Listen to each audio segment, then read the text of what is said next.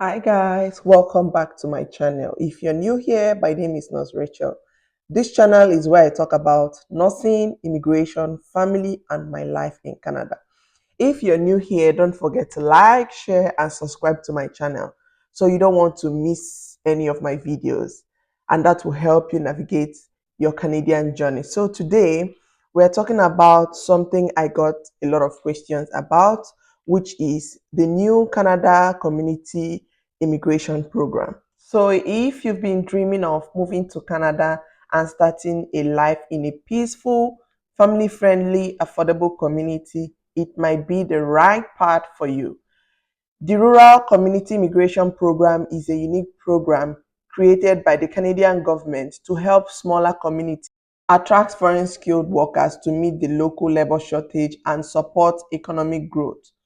What makes this program stand out is that it's community driven, meaning the towns and cities involved play a direct role in selecting applicants who matches their local needs. So you don't need to apply to Canada in general. You apply to live and work in a specific community. So if you're planning to apply for this program, that means you are going to live in this particular community. This program provides a pathway to permanent residency for skilled workers who want to live long term in Canada, not just in big cities, but in places where their skills are truly needed. Now, guys, let's go through the communities currently participating in this program. Each has its own application process, job opportunities, and different requirements. So the first one is Ontario, Thunder Bay. Okay, these are some of the communities in Ontario known for its healthcare and manufacturing jobs. North Bay, ideal for IT, trades, and nurses, of course. Teaming strong in mining and engineering related roles. So if you're an engineer, this is a great place for you to move to. Salt and Murray produce popularly for good for newcomers, and they have a lot of opportunities for construction workers, retailers, and healthcare professionals. Sudbury, a hub for education and mining industry. Nova Scotia. This is really a nice province to be in. I heard it's one of the best in terms of weather. It offers opportunities in healthcare, hospitality, and skilled trade. So if you're in trade and you're also in healthcare, this could be a nice place for you to move to. In Manitoba, Manitoba is a growing town with family values, agriculture, and factory work. So if you're interested in agriculture and factory jobs, this is going to be like a nice place for you. Brandon is like the second largest community in Manitoba. They have lots of healthcare opportunities and trade jobs. So if you're interested in moving to like a rural community that has agriculture, farm related opportunities, and healthcare opportunities, this place is a nice place for you to move to with your family. And of course, Alberta. Alberta is one of the provinces I know that has like different opportunities, okay, and from different towns. So these places offer roles in healthcare, education, and community services for different people. Moose Jaw is also another community in Saskatchewan known for its hospitality, tourism, and trade. The next one is another small community in British Columbia. That is one of the northern communities. I'm just going to put the name in the description box so you can always think of healthcare, construction, and IT. They also have opportunities in oil and gas, skill trade, and agriculture. So if you're interested in any of these opportunities, I will likely put in the links for most of the applications on the description box. And the thing is, before you start any application for Canada, you need to gather all your documents. This is the most important part to start any application. So what kind of jobs are these communities looking for? Here are some high in demand occupation across multiple communities, which are high in demand in Canada in general. Healthcare aides and nurses are like the top. Early childhood educators, they are also very important. So if you're a teacher, this is a great opportunity for you. Truck drivers, welders, electricians, construction workers, cooks, chefs, cleaners, IT professionals. I'm supposed to put this second.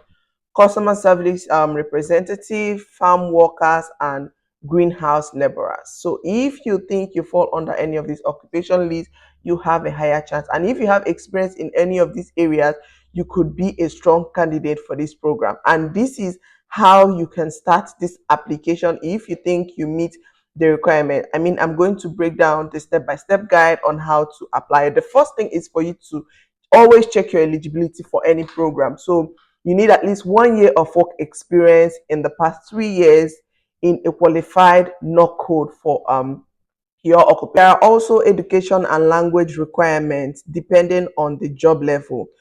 Two, secure a job offer. This is key. Each community has its own list of eligibility employers. So you can find these on their official website, RNIP website. Apply directly to these employers. Don't let anybody scam you. Apply for community recommendations. Once you get a job offer, you apply to the community for a recommendation. They look at how well you fit into their local needs, your intent to live there, and your ties to the community. Apply for permanent residency after this process. So if you're recommended, you can apply directly to IRCC for your PR. So this means that you are actually coming into Canada as a permanent resident. Some communities offer temporary work permits, so you can move and start working while you work on your PR or while your PR is still processing. Then these are common mistakes you need to avoid during this process. Now let's talk about mistakes to avoid. Let's just go into the point. Applying without a job offer. This is one of the mistakes you would not want to make because this program is job driven. No job offer, this program is not for you. Sending generic application, that is tailoring your resume to each community and job. Ignoring community requirements. So you need to tailor your CVs or resumes to each community and job. You don't have to ignore any community requirements. Each community or town has its own checklist, so follow it carefully. This is very important. Another thing to avoid is lack of intent to stay. If you're just using this program as a backdoor to get to Toronto, Vancouver, or any other of these provinces. So communities want people who truly wants to stay and build a life there because most of these communities are not really highly populated. So they need more people there. Another thing to avoid is not researching employers. Only apply to employers who are approved to hire through this program. And the final tips I want you to really take home from this video is before you start any of this application, please do your research very well. And let me end with these few tips. Be proactive.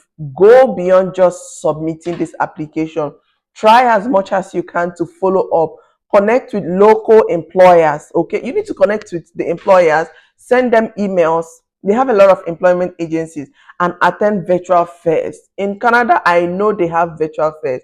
Above all, update your CVs. Use a Canadian style CV. Your CV is the first thing that introduces you to an employer. I mean, if your CV is not well structured, I'm not sure you're going to be one of the candidates they would select. Also, you need to get your documents ready, your language test results, your educational credential assessment, and reference letters should be up to date. I mean, most of these documents should be up to date. And I also want to tell you, stay patient for this process. You need to stay patient. You need to be consistent. These communities get a lot of application. Follow up respectfully, please, and don't get discouraged if it takes time, because believe me, the Canadian process can take a lot of time. Above all, remember this pathway worked for many families, including healthcare professionals like myself. Many of us found new beginnings through programs just like this. So it's not always an easy pathway, but one thing I want you to know is that